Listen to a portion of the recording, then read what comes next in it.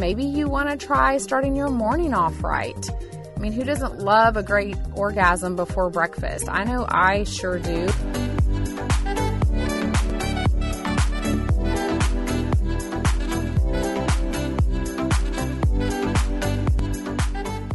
Welcome to episode 2 of Naked Talk. Today we're going to be touching on 2 of my favorite things, sex and sleep. There is so much to talk about on these 2 topics, but we're going to go into them in a general sense, and we will dig in deeper, pardon the pun, on both of those topics throughout the podcast and in upcoming episodes.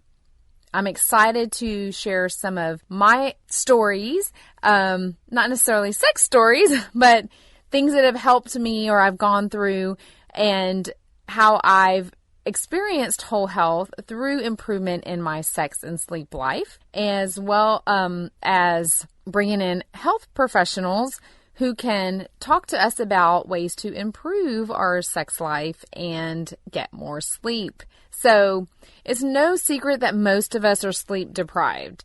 6 to 9 hours is actually something we want to aim for, and I just know that most people are not achieving that. And we spend a ton of money each year on things like diets, detoxes, supplements, gym memberships, surgery, and a lot of other things that are really just a quick fix. But then we don't even sleep. And how crazy is that? Sleep is free, but the lack of it costs us a lot in terms of money down the road and as well as our health. So as a holistic health coach, if you're new to the podcast, I help my clients integrate their health and life with their business so they can actually enjoy the success they've worked so hard to achieve. With that being said, this podcast is for informational purposes only. It's based off of my personal experiences and my opinion, and it is in no way intended to diagnose, treat, or cure any illness or disease. You always want to consult your healthcare professional and inform him or her before making changes to your health. So, let's talk about sleep, shall we? So, stop and think about what goes on in a typical night of your life. So, here you are, you're home from work, maybe you've worked from home or you go somewhere for work, you've had a long day, probably stressful if you're like most people. If you have children, you've picked them up or taken them to activities. You've got dinner, errands, all the phone calls that you couldn't return or emails. Maybe you're mindless scrolling through your phone or watching TV, or then now you're cleaning up from dinner. So it's just a lot of stuff. Then you manage your kids, getting them ready for the next day and off to bed, and you're exhausted. Maybe you even pass out on the couch or in your bed watching TV or reading. And then you probably wake up in the wee hours of the morning and change your clothes if you didn't change for bed, and brush your teeth, or just skip that altogether. I don't know. This is not the ideal ending to your day, because sleep is essential to your health. Your body needs rest. And it's also when your brain detoxifies and drains all the gunk that has built up in it or it doesn't need. So it is important. And heavy metals and toxins like mercury, lead, and cadmium, they love the brain, and they can accumulate in there and lead to all sorts of symptoms that you just don't want to have. So optimal sleep allows our body to do its job and keep our hormones from getting out of whack in the process. So speaking of hormones, you can't even drive down a freeway nowadays in a major city without being bombarded, or even a small town for that matter, by billboard after billboard, or looking at all these places that promise to raise your low T, right? All you see is low T, ? Oh, well, come see me, or balance your hormones. But I want to let you know that there are natural ways to address this as well. And remember, if it's a quick fix, it's just that, quick. Without getting to the root of our symptoms, we're not going to be able to have true sustainable changes that will lead to true whole health. I'm not saying there isn't a time or place for some of these things to help boost your hormones, but I am saying to educate yourself on all the options and side effects first, and choose to do all the things you can naturally as well to regulate your hormones. I've said before, that I'm really big on being an advocate for your own health because nobody knows your body quite like you do. And as you move along your health journey and truly begin to know your body better and take the time to listen to your body, you're going to start finding that it will start telling you when something is wrong. So always remember that you know yourself better than anyone else and your body, and it is up to you to do the research and take the time to ask the questions that need to be asked and keep asking until your questions are answered for your health. This is your life, or if you have a family, you're in charge of your family's health. So do what you need to do and make it a priority. So now let's talk about sex. Sex, for such a small word, it sure does ruffle a lot of feathers and cause quite a stir.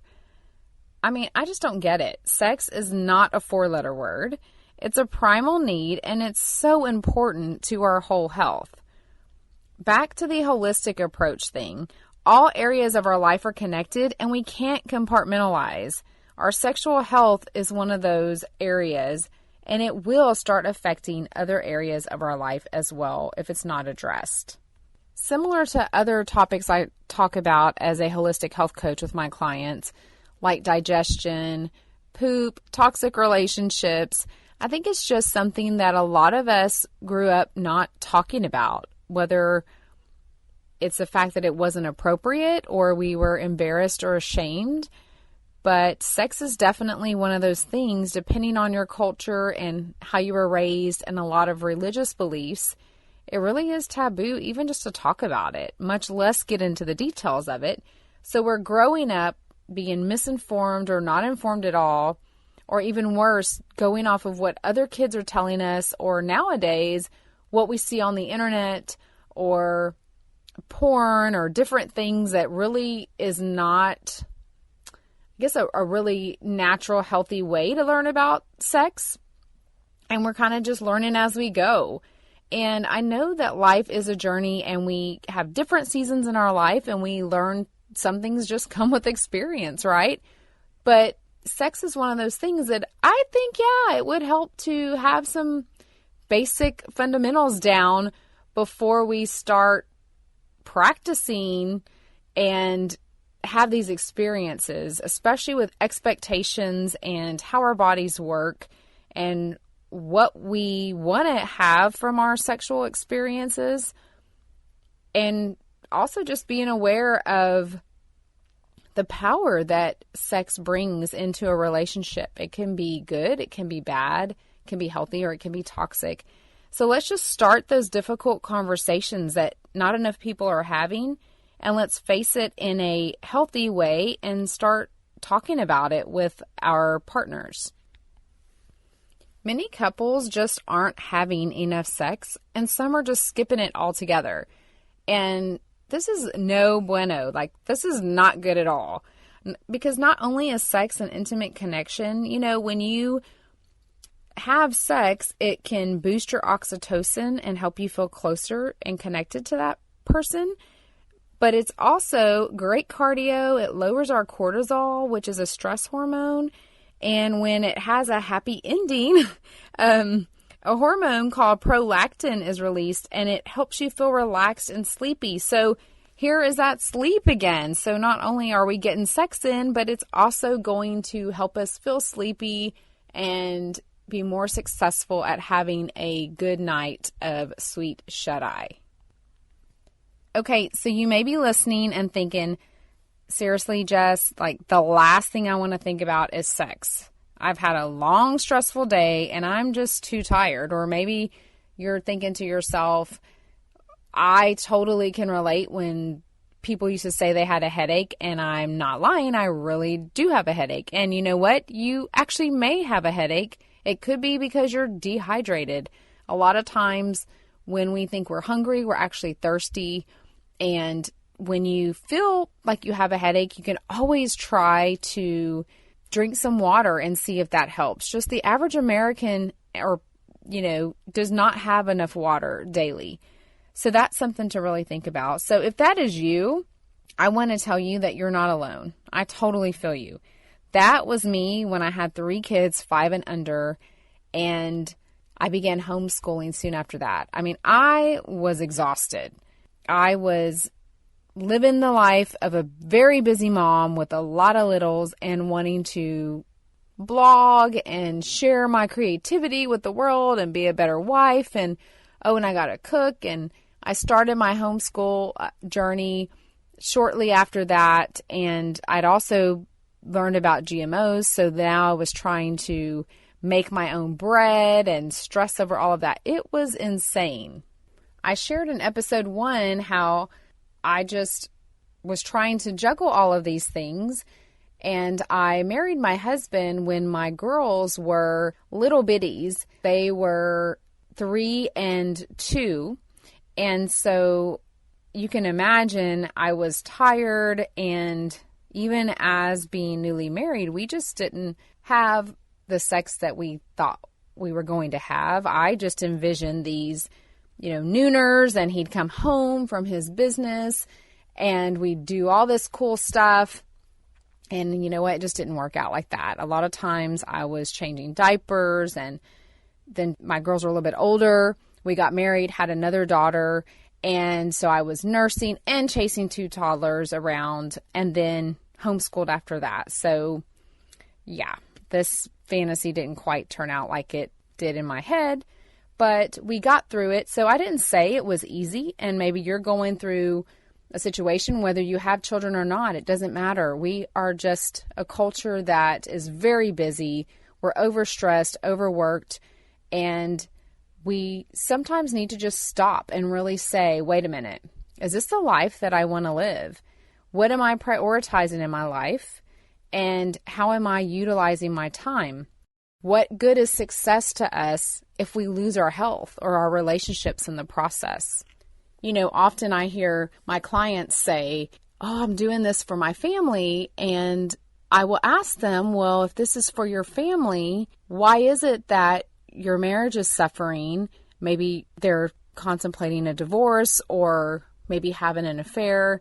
They're losing their connection with their family and being taken away from their kids and spending time with them. So I think a lot of us go through these times in our life when we really just need to stop and say, enough is enough. I can't keep saying I'll get to it when I have time, because the truth of the matter is we have time for the things that we choose to make time for. One way to help with your time is really working backwards in your day. So you can set yourself up for sex and sleep success versus waiting until the end of the day when you're maybe 4 hours from your bedtime and trying to cram everything in. Giving your partner and yourself the leftovers of your day, it just creates a disconnect and it eventually wears on the relationship. So, okay, you're probably asking, so how can you get more sex and sleep then? So remember that whole thing about holistic health and how health begins in the gut? Well, it really does. So you can try starting there. Our SAD, or standard American diet, is filled with processed foods, or crap that I like to call it, and chemicals, and it does affect our digestion. And that leads to inflammation and then symptoms of constipation, digestive issues, fatigue, and other things. You'd be surprised how many people are suffering silently with digestive issues, and constipation is way too common. People just aren't talking about it, or they don't even realize that they're constipated. But when they really stop to think about things or they are asked the right questions, I do this with a lot of my clients, and that helps them realize that they are having digestive issues. And then once we get to the root cause of that, we can start addressing it and they can have a healthier, fulfilled life. So what does your gut have to do with sex? Think about it. Who can feel sexy and wants to have people like all up in their drawers or, down there, I guess you should say, with all that going on? It just does not feel sexy. And, I'm just going to be naked and real here because this is called Naked Talk, Candid Convos, right, about whole health. So think about maybe a time, if this is you struggling with digestive issues and sex is on the menu for the night, are you going to be more or less likely to be relaxed and let yourself go, thinking that you might yourself go and something you don't want to come out is going to come out. I don't know how else to say it, y'all, but it does. It affects us. And then what is someone going to do? If they're not very, very open with their partner, they're probably not going to say, hey, honey, I really want to have sex with you right now, but I'm afraid I'm going to poot on you or something, I don't know, or something's going to come out, or my stomach's bloated, or I have diarrhea. It's just something you don't want to talk about. So if we can get that under control, that is one less stress that we have to face and one less thing that will keep us from connecting with our spouse. So let's talk about some of the things that we can do for more sleep and sex. You can start by beginning to eat more real foods and less crap. So you can think of crap as carbonated drinks, refined sugars, artificial sweeteners, and processed foods. You'll begin to crowd out those things when you add in more of the good stuff like fruits and vegetables, lean proteins, and water. Did I say water? Yes, water. Most of us, like we said before, are not drinking enough water. So that is a great first step. It also will affect your energy level, and it will help you sleep as your digestion is less taxed, so it allows your body to actually focus on resting and repairing versus dealing with all those digestive issues that you have going on. I'm going to have these bullet points and some tips in here that I'm sharing in the show notes, so be sure you go and look for those as well as resources that we mentioned in the episode, so you can, if you're probably listening to this on the go, which is one of the great things about podcasts, right? So once you're at a stopping point, look up the show notes and you can print off these tips or have them down and choose a few to start implementing into your life and let me know how you like them. So another way to help your sleep is to have a routine. So it sounds pretty common, but yet often we don't have a routine. So having a routine, it tells your body and brain it's time to sleep and it knows what to expect. So you want to try to stay fairly regular on your sleep schedule. I know with our busy schedules, and even me, if on a regular night, I have a routine, but I might have an event that night or a party across town. So realistically, it's not going to always be the same, but for the most part, try to stay at a regular routine as much as you can as possible. Some things you might want to do is have something like a chamomile tea, another drink that doesn't have caffeine in it, or maybe take a warm bath or read a book or even diffuse some essential oils. Kind of just have a few little things in there or light a candle that you can do that does not take a lot of time. So I know I said warm bath and I'm here kind of laughing to myself thinking, yeah, right, I hardly ever take baths, but when I do, especially if I put Epsom salts in there, oh my gosh, it feels so good. So try to work in, even if it's one thing, to your routine so your body starts to know it's time to wind down. If you've got a huge to-do list in your head, you can always keep a notebook by your bed and just jot those down. Get it out of your brain and off your mind and know that you're going to tackle those in the morning. Journaling is also another thing that might be helpful.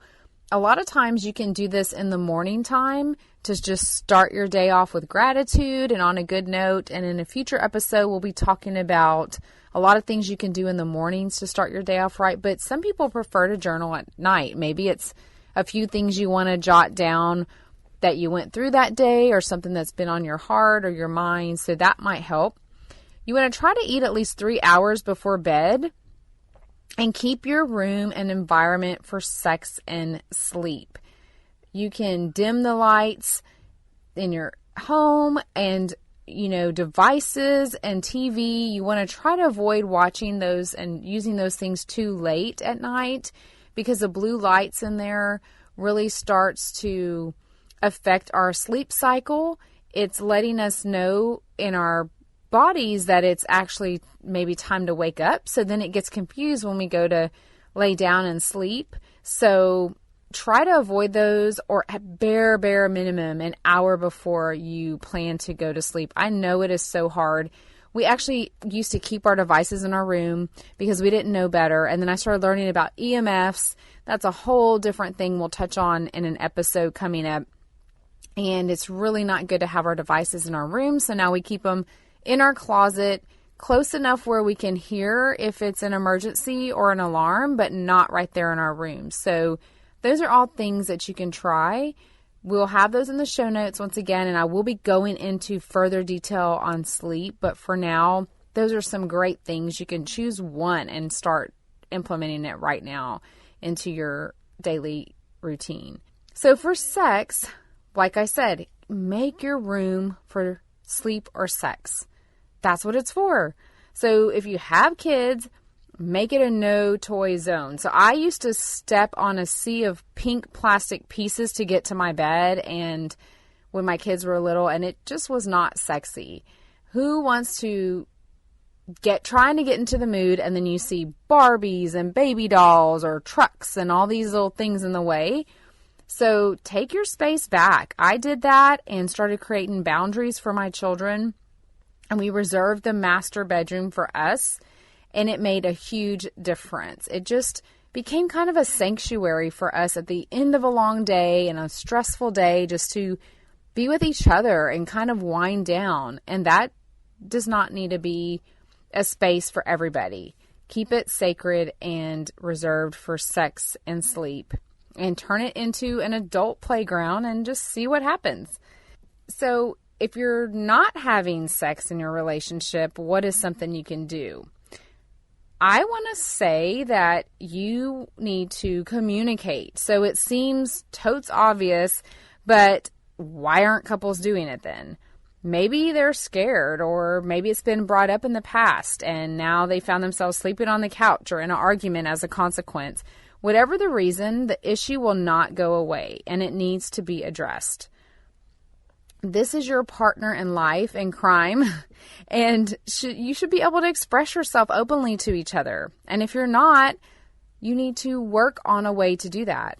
And you want to make sure you try a time when you're both alone and free of distractions, which if you find yourself in that situation, most likely you have a ton of distractions, but open up with him or her and say, this is important to me. It's something I really want to discuss. And it's a great idea to make sure that you approach the conversation as one that is without blame and that is really coming from a place from the heart, because if you're invested in this relationship, it's not just about you. It should be about the other person as well. So I've always found that it's a lot better to approach a situation in a non-judgmental or threatening manner and just be open with how things are making you feel and what you would like to see change. And there's so much to share on sex asleep alone. So this will definitely be discussed in future episodes, and I will be bringing on guests as well. And I'll also have tips and resources in the show notes where you can continue the conversation. And I would love to hear things that you are going through or things that you've tried as far as sleep or in your relationship that have helped you. And you can reach out to me on Instagram or Facebook at unprocessedjess. My blog is unprocessedjess.com. I have a few blog posts up there on sex and sleep and different things you can work into your life. And I look forward to episode 3 coming soon. And I encourage you to get in some good cardio and then work up a night of sweet shut-eye and enjoy your life. And we'll go over this further in future episodes, but if you're not a night person, maybe you want to try starting your morning off right. I mean, who doesn't love a great orgasm before breakfast? I know I sure do, and I go to the gym in the morning, so I love when I have a great morning and it just gets me kind of worked up and ready for the day, and that's one great thing off of my list for the day, and I already feel successful, and I started off being satisfied. So what is better than that? So we'll talk about that in a future episode, but until then, I will see you next week, and remember, healthy mind, body, business.